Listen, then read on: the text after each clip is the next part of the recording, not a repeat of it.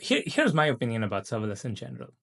I think the biggest the biggest attraction for serverless was primarily the cost.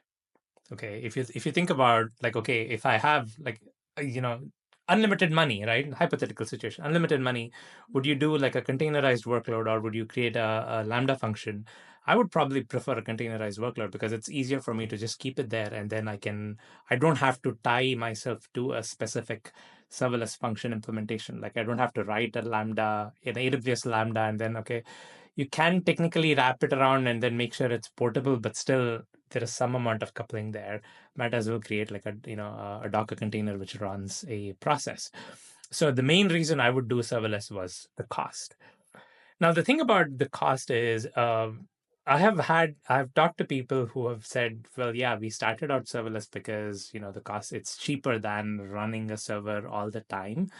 But then there is a certain tipping point where you have enough serverless calls that at that point it becomes like, yeah, we might as well run a full a server, like, have a process that's running all the time and not have it be this serverless thing, because you end up saving more.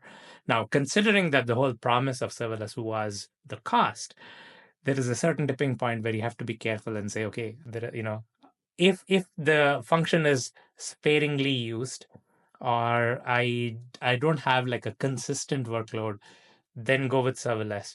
If not, you would use something a little more stable.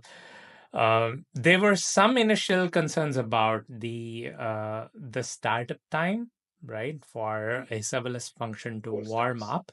But a lot of cloud providers have done a lot of good work there, including some people writing their own JVMs to make sure that the startup time is more efficient.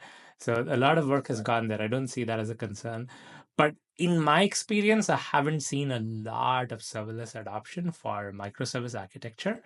It's more of like, unpredictable workloads, one-off things that people tend to go with serverless.